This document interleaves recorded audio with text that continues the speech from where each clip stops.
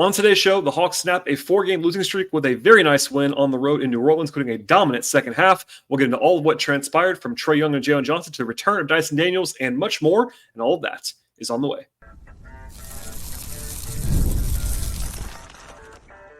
You are Locked On Hawks, your daily Atlanta Hawks podcast. Part of the Locked On Podcast Network. Your team every day. Hello, friends. Welcome to episode 1837 of the Locked On Hawks podcast. I am your host, Brad Rowland, coming to you on a Sunday evening here in early November. And today's podcast is brought to you by the folks at FanDuel Sportsbook. Begin the season right with a big return at FanDuel. If you're a new customer, get $150 in bonus bets if you win your first $5 bet. And the place to go is FanDuel.com to get started. I also want to encourage you at the top of the show, as I always do, to make us your first listen each and every day here at Locked On Hawks. Check us out and please subscribe to the show anywhere you find your podcasts. We're on Apple, we're on Spotify, we're on Overcast, etc. We're also on YouTube. Please like the video as you are watching it on that service, and please subscribe. And crucially, tell your friends that are Hawks fans or Hawks-adjacent people about the podcast. I would very, very much appreciate all of the support on that front. And today's show, we'll be diving into what became a very nice win for the Hawks on the road, a 126-111 victory against the Pelicans. And yes, it snaps a 4-game losing streak for the Hawks, and really they dominated the second half in particular of this contest. They shot 69% after halftime, and they were really great in that stretch, regardless of all context. And there is plenty of context here to go around, I will say. But the Hawks started this game very well. They were up 9 early on, had a little bit of a letdown in the middle of the game. Actually, were down by 7 points before halftime, and then got back to kind of a level game at the break, had a huge third quarter, were up by as many as 12, and then ran away in the fourth quarter, leading by as many as 25 points down the stretch to get a much needed victory after 4 consecutive losses. For some context here, our friends at FanDuel Sportsbook actually made the Hawks betting favorites in this game by the time the game tipped off. And that seemed crazy only a few days ago because the Hawks have been losing. The Pelicans are considered to be better than the Hawks, et cetera, et cetera. But let's just say I dubbed this game to be the injury bowl over the weekend, and that definitely came to fruition even more so because Zion Williamson, the best player on the Pelicans, was ruled out kind of a late scratch for New Orleans in this game. So by tip-off, the Pelicans are missing 5 of their top 7 players. Even worse than the Hawks situation, injury-wise, was the Pelicans. Zion was out. DeJounte Murray, old friend, obviously, was out in this game. Trey Murphy didn't play. Herb Jones didn't play. TJ McCollum didn't play. So the Hawks were, again, favored on the road, despite losing 4 games in a row and being the zombie Hawks in some ways. But on the other side of things, crucially, Dyson Daniels returned in this one after a 2-game absence with the hip flexor injury. They did lose Okongwu in this game. He was downrated questionable midday and then missed the game with what the Hawks are calling injury management for his toe. That does not mean that he'll play tomorrow against the Celtics at home, but he did miss a game last week on a back-to-back with the same listing, so TBD on that, but he didn't play in this one. But I said this even pregame, and I'll say it again now. If you could swap out Okongwu for Dyson Daniels, that's not a shot at Okongwu, but that's a upgrade for the Hawks because of 2 things. Number one, Dyson is very good and very valuable, but on the other side, Larry Nance to Okongwu is not a huge difference. Larry Nance is a good player. He is, as I've described in many times this year, probably the best third center in the league. Just the roster is the way it is, and he's really overqualified for that role, and he was quite good in this game in his return to New Orleans alongside Dyson. But anyway, that's the context. We'll dive in now to kind of how this game unfolded, and it was very much a positive stretch for the Hawks in general, and really a 2-way success for Atlanta. Broadly speaking, and we'll dive into this a little bit later with the player-by-player evaluations, but the Hawks had 4 of their usual starters in this game. They had Trae Young, Dyson Daniels, Clint Capella, and Jalen Johnson. When those guys played, they were all plus 21 or better. Dyson was plus 21, Trae was plus 29, Clint was plus 27, and Jalen was plus 32. They were pretty much dominant when they had their normal guys on the court in this game, which is very, very encouraging. And really, again, it was a 2-way victory. I want to say the offense was quite good, but I want to begin with the defense in this game. They had a 113 defensive rating, which is not incredible, but certainly is perfectly fine. A 106 defensive rating in the second half, and they really dropped the hammer defensively in the second half of this game. It was even better than these final numbers because the Pelicans scored 10 points in like the last 2 minutes in total garbage time, and that kind of added to their numbers. But the Hawks were up by 25 with 2 minutes left in this game, and that was really, really indicative. The Pelicans also did that while shooting 16 of 38 from 3, 42%. On some tough looks. That's been a theme all year long. I won't do the whole spiel right now, but the Hawks have been pretty unlucky, I think, in three-point shooting defense. this year. There was some of that in this game as well, but everything else basically was really positive for Atlanta defensively. And even with that, they held them in check. So they shot 44% on twos. The Hawks did a really good job walling off the rim in this game. I think the Pelicans were actually sub 50% on rim attempts in this one. They also had 18 turnovers, including, I believe, 10 steals for Atlanta that led to 24 points. And the big thing I want to note here on the defensive side is that the transition defense was indescribably better tonight than it usually has been with Dyson back. And it's not just him, but he is a genuinely elite defender in all ways, but especially in transition, and then on the ball as a wrecker defensively in half court. And the Pelicans couldn't run. That ended up being huge. And yes, it is worth emphasizing again for the I'm always about nuance and context. This Pelicans team was not very good that the Hawks played today, but they were still on the road and they were still weakened by their own roster challenges, and they went out and kind of just locked them up for the most part. Other than Brandon Ingram, who is very good, of course, going off on some jump shots, basically. He shot the ball really well in this game. Nothing else for New Orleans offense worked very well, and a lot of that is credit to the Hawks, even against a weakened opponent. Offensively, it was really good, too. That a 129 offensive rating. It was well over 130 until garbage time in this one. And the defense helped that because the Hawks had 23 fast break points in this one, which, of course, comes a lot of that from your defense and rebounding and getting stops. But they also took full advantage of those chances, which is good for the offense. They shot 57% from the field in this game, 67% on twos, and 42% on threes. That's a great stretch. They had a 79% true shooting mark after halftime, on the way to 68 points in the second half. They were awesome. The only thing the Hawks didn't do offensively in this game was get to the line at all. Only 12 attempts. And number one, they made 11 of them when they got there. And when you make everything around the rim, you don't have to go to the line, which is very, very helpful. They had 66 points in the paint, which is an elite number. They were 26 of 32 at the rim, which is a elite number of attempts and also elite number of made attempts in terms of your percentages. They had 29 assists in this game, headlined by Trae Young, who is comfortably leading the league in assists right now, and he's been awesome this year. And balance was also a big key for Atlanta. So Trae and Jalen were both very good in this game, as we'll come back to repeatedly on the show. But every single guy who played real minutes in this game had at least 6 points for the Hawks. And essentially the only guy who did not shoot well was Ricochet. And he's a rookie, all those things. But the Hawks were really good, really balanced. Nobody played poorly, I didn't think, in this game for Atlanta. And it was truly an onslaught after halftime. I think it's probably fair to say that when adjusting for opponent, and if you also adjust for injuries and all that stuff, it was probably the best half of the season so far for the Hawks. They won those first two games at home. They won those games fair and square, of course, against teams that they should be better than. This game was similar in terms of roster in that the Pelicans were weakened, but the Hawks really, really, really dropped the hammer after halftime, which I'm encouraged by. It's on the one half of one game, and they needed to win really badly. But if you go into the game, they're playing a game on Monday in which they're going to be underdogs by a decent margin, and you just want to not lose every night. People will keep asking me, like, when are the Hawks going to win again? Well, tonight's the answer to that. But even then, there's always a feeling of that as well. On the team side, nobody wants to lose over and over again, particularly when you have actual expectations coming into the year. This wasn't supposed to be a team that was bad this year. They've just been hit by injuries pretty solidly in late October, early November. But to go out there and, it was a little bit of an uneven first half. There were some nice moments along the way, but truly they were impressive, I would say, after halftime. And that's where I'll take away from this game most, beyond just getting some guys back, getting Dyson back. He really helps things. And the Hawks were excellent overall in this context, even when you include the nuance along the way. All right, we'll dive into the game flow in a second. But first, a word from our partners on the show today. This show is sponsored by BetterHelp. It's sometimes hard to remind ourselves that we're all trying to make really everything the best that we possibly can be and have the best sense of everything. In this crazy world, that's not always easy, but there's a reminder from both me and BetterHelp to send some thanks to the people in your life, and that includes yourself. Therapy can be quite helpful for everyone, and that's actually why you should check out the folks at BetterHelp. You can learn positive coping skills, how to set better boundaries, and they also empower you at BetterHelp to be the best version of yourself. If you're thinking about starting therapy, give BetterHelp a try right now. It's entirely online, and BetterHelp is designed to be convenient and flexible to your schedule. And that being able to suit around your schedule is absolutely huge. If you're not being time crunches like I often am with my many jobs, that's a very, very huge offering from BetterHelp. And all you have to do is fill out a brief questionnaire to get matched with a licensed therapist. And if you want to, you can switch therapists at any time for no additional charge. Let the gratitude flow. with BetterHelp.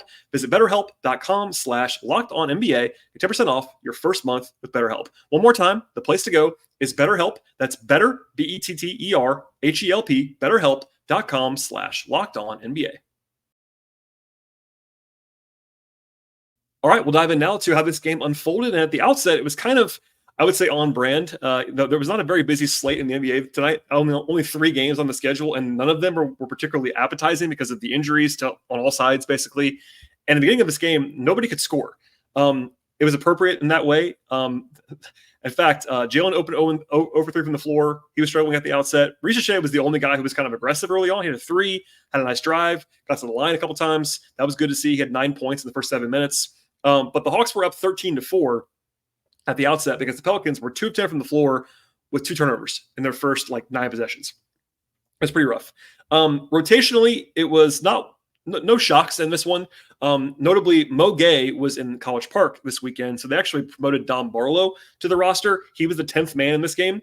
He didn't play until the very, very end. It was only a 9-man rotation, but everyone that played other than Barlow played at least 20 minutes. They did a pretty good job not overplaying anybody other than maybe Jalen in this game.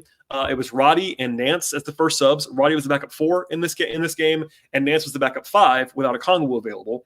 Then it was Garrison Matthews for Dyson Daniels. As you might imagine, they kept Dyson's minutes down.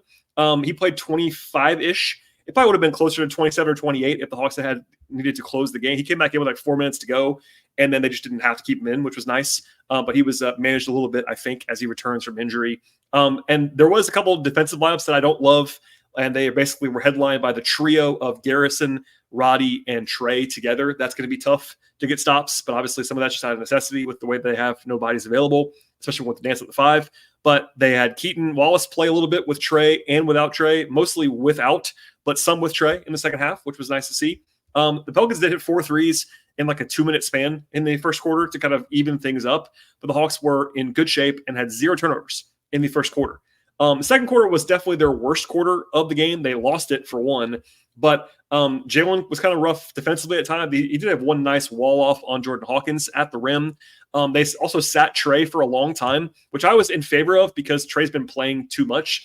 It's not his fault or anybody's fault. It's just the way that they have to do things right now. But he sat for 7.5 minutes, and the Hawks were -6 in that stretch. So they were a little bit wobbly. In fact, they allowed a 17-4 run mid-second quarter to have a 7-point deficit. That was their largest deficit of the game at that point in time. It began without Trae. It continued with Trae. They only had 4 points in 5 minutes of game time. That was the only time in the whole game where the Hawks were really floundering, I thought. But they did respond after that with an 11-3 run to kind of retake the lead. Threes by Garrison and by Dyson. Trae had a couple of great passes in that stretch. Kind of a messy end of the half. They actually didn't score on their final 4 trips down the floor, but they were still only down by 1 at the halftime break. And honestly, I went into halftime thinking the Hawks were going to win the game because they did not play perfectly well, and they still were right there, and that was a good sign. Now, I was not thinking they were going to blow them out in the way they did, but I felt pretty decent about them despite the fact they were only down by 1 at halftime. But in the second half, they wasted no time, basically. It was a 7-0 run right away in about 72 seconds, basically. Then they had another 11-2 run mid-quarter, and those two runs combined to put the Hawks up by 12, and they never really looked back in this game. I thought Trae was really good overall, but in particular in the third quarter, coming out of halftime, he was unbelievable in about the first 8 minutes of the third quarter. He had 2 assists right away. He had a 30-footer to force the Pelicans timeout. He hit another 3 after that. I think he assisted or scored on the 5 of the first 6 possessions. He was excellent there. He drew a charge on Jordan Hawkins. He set a clip for a couple buckets around the rim. He had 11 points and 6 assists in 7.5 minutes. He was unreal. And Larry Nance, in his walk-off interview with the folks at FanDuel Sports Network doing the Hawks game, immediately talked about Trae. And he mentioned two-way Trae, but how he kind of turned things on. And he was right. I said that even before that on my notes and on Twitter, but he was really, really awesome in that third quarter, which was a big part of the story. Jalen was also really good. He had a nice dunk flying through. He had a couple of kind of vintage Jalen transition moments where he gets the head of steam in his long stride, and he can dunk from 10 feet away. It's very impressive downhill. The only thing that was keeping the Pelicans afloat actually was Brandon Ingram, who kept making jump shots. He had 23 points in his first 18 minutes, but crucially, he got his 4th foul, had to sit for a while. That definitely helped the Hawks a little bit. There was one incident where Garrison was called for a flagrant 1 foul. That was the right call. It didn't really need to do that. I don't know why he elbowed Jose Alvarado, but that kind of got a little bit of a dust up. the whole game, Dyson Daniels and Larry Nance Jr. are friends with the guys on the Pelicans. They were on the Pelicans before.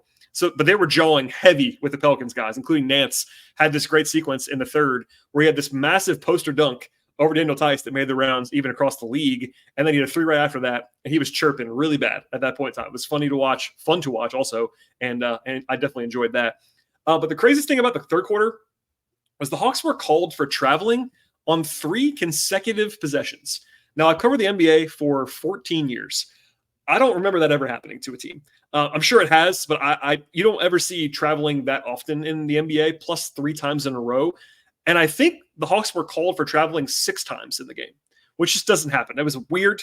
Jalen's got this thing going on right now where he kind of gets happy feet and travels. It is traveling when he does it, but he just got a little bit of a weird tick right now with the ball in his hands. Dyson had one, but you never see 3 in a row, and that happened in the third quarter.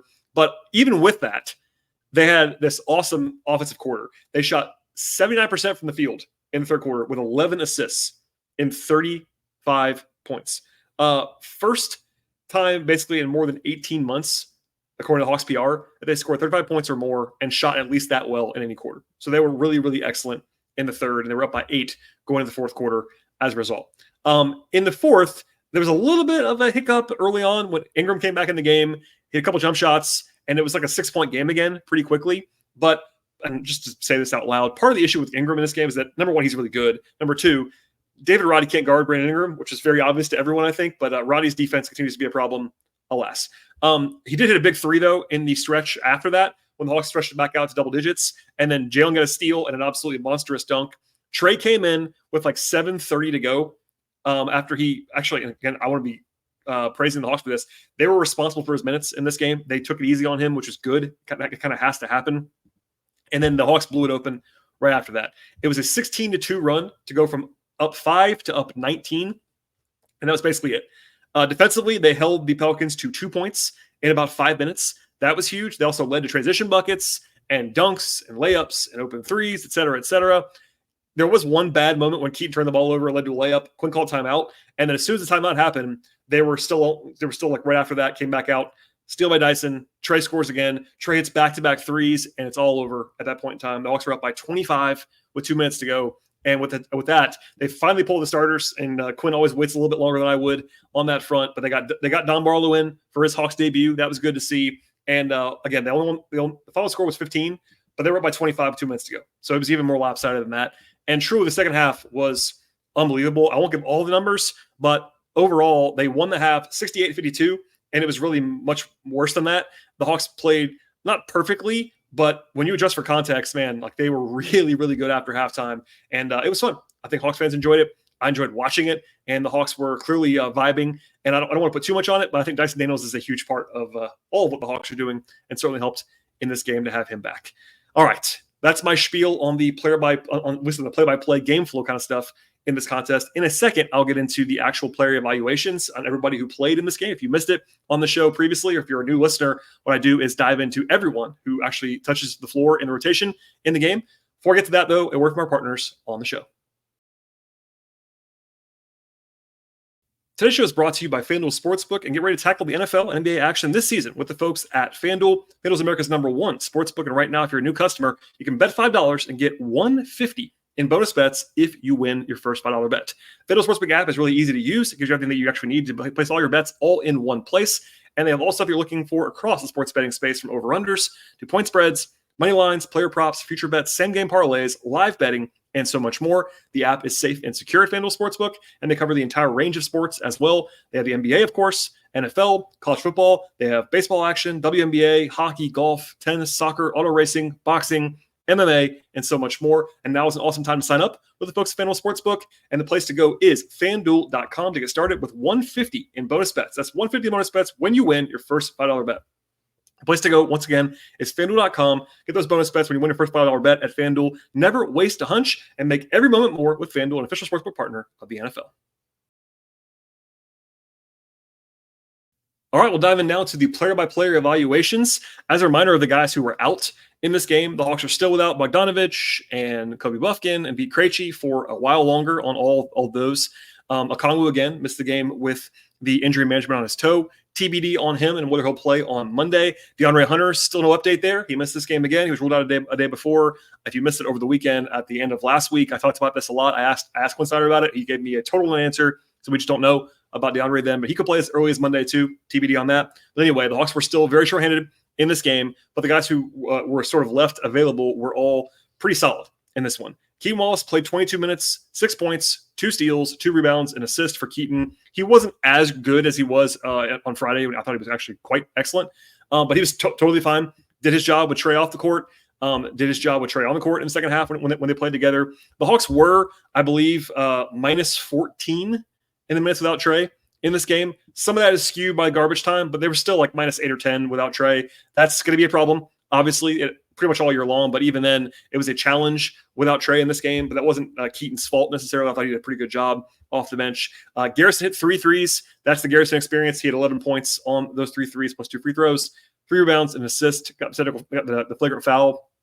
Defensively, it's rough, but he's the one bomber on the team, and he showed his value on that aspect in this game. David Roddy, interesting game. 8 points, 3 assists, 3 rebounds for Roddy in 26 minutes. Didn't miss a shot. Only took 3 shots, though, in 26 minutes. And defensively, it continues to be a really big adventure, honestly, for David Roddy. Offensively, he made a couple big ones in this game, but was kind of weirdly passive. I think Roddy's best value right now on the court overall was his offensive creation as a scorer with the ball in his hands, and actually a pretty good passer. But he did make his corner threes, which is good, but kind of a weird role for him because defensively he's not very good, and as a corner shooter he's not very good either. So a little bit of an odd deployment there, but I thought he was okay. Larry Nance Jr. was good. 14 points, 6 rebounds for Nance. I'll say it one more time. He is so overqualified for the role that he is in. It's not even funny. I think everyone knows that, including the Hawks. It's just that I don't think Quinn believes he's a 4. I think he's a 5 mostly. And that's what leads to him not playing much when everybody's available. But he was good in this game. Obviously, the revenge game element in New Orleans probably gave him a little bit more juice. But look, defensively, he wasn't awesome.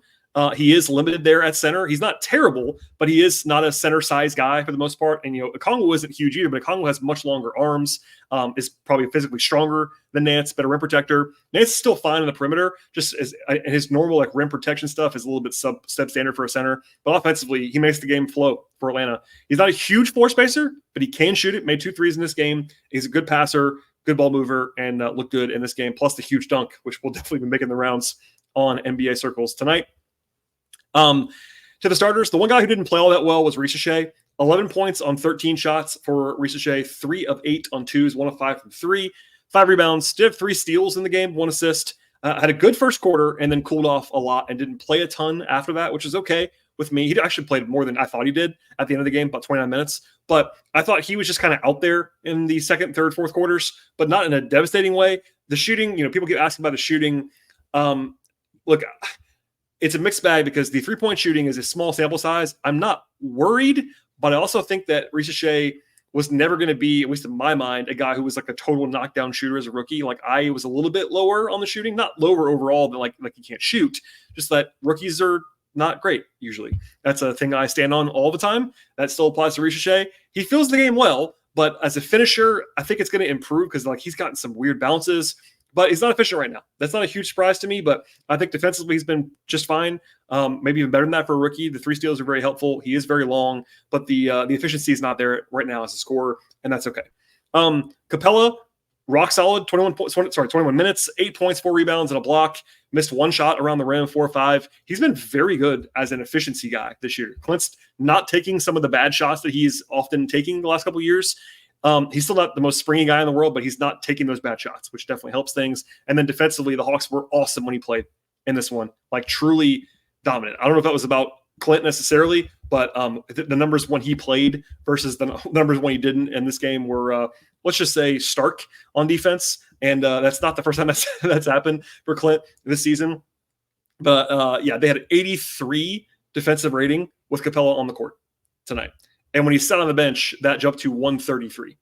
So that kind of tells you a little bit about the Nance experience. They were much better offensively with Nance in this game. They were much better defensively with Capella and much better overall with Capella in this one. But anyway, he was also tied to Trae and Jalen. So it wasn't like it was just wasn't just Clint, but that's what happened in this one. And pretty much the entire season so far, defensively, they've been pretty good when Clint plays and not so good when he sits. The standouts in this game, Dyson Daniels, 16 points, 5 rebounds, 3 assists, and a steal. Truly awesome defense most of the night, especially at transition. Like, he's just a wonder there. A breath of fresh air for him. It's actually a reminder to Hawks fans who are panicking a little bit about the defense. And the numbers are not very good this year. I'm not saying that they're fixed on defense at all, but they have been better whenever they've had anything approaching a normal healthy rotation, and that basically includes Dyson.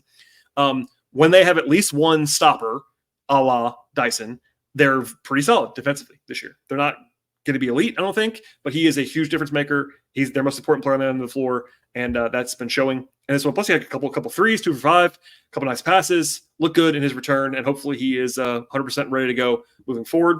And then Trae and Jalen. So Jalen Johnson, 29 points, 9 rebounds, 8 assists, 2 steals, and 2 blocks. Amazing stuff there. In fact, this is per Hawks PR. He's the first Hawk since Glenn Robinson Sr. in 2002 to have those numbers or better. 29, 9, and 8, plus 2 blocks and 2 steals. So that's 22 plus years ago.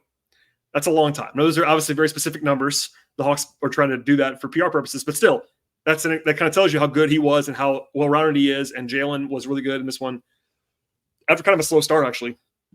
And he was over 4 from 3. So it wasn't like he was bombing away. He was 12 of 16 on 2s. He was really aggressive, which I liked. Jalen is always better when he is attacking the rim and getting all the way to the rim, finishing through contact, trying to dunk on people. And that was the case in this one. And then Trae was just excellent again. 23 points, 12 assists, 2 turnovers in this one. 4 rebounds.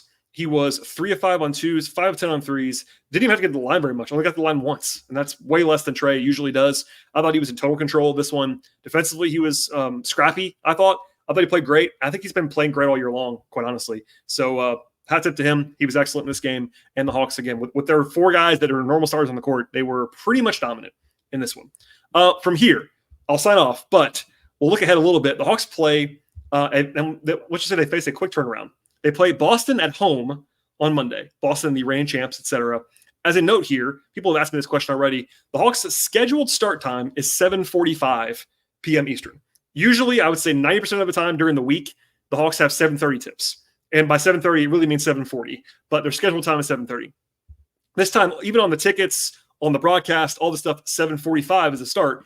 And why is that? Well, it's because there are no games in the NBA on Election Day, which is Tuesday, which means all 30 teams are playing on Monday. And because there are 15 games, the league does this thing on purpose, I think annually now, where they're all staggered 15 minutes apart. So the first game starts at 7, then it's 7:15, 7:30, 7:45, 8, 8:15, and so on and so on and so on. And the Hawks got the 7:45 slot against Boston. So that's why that is it. Why that is what it is. It's going to be a smorgasbord of basketball on Monday evening. Plus, by the way, if you're a draft sicko, college basketball starts on Monday. So there is an unimaginable amount of basketball on Monday. There you have it. And also for the Hawks, a difficult matchup, of course. The Hawks actually are at a rest disadvantage because Boston did not play tonight. But on the bright side, small as far as the competitiveness is concerned, Boston is not going to have Jaylen Brown in this game, or Porzingis is still out. So they're down 2 of their top 5 players. Now, the Hawks are obviously even more banged up than that, and they're playing at a rest disadvantage. So I expect the Hawks to be a pretty sizable underdog, even at home, in this game. In fact, I'm looking at this right now. Our friends at FanDuel, as I am live on the podcast, currently have this game at, the Hawks are 10.5-point underdogs at home right now at FanDuel, which tells you that's a big number. They've only been that big of an underdog once this year. It was in OKC.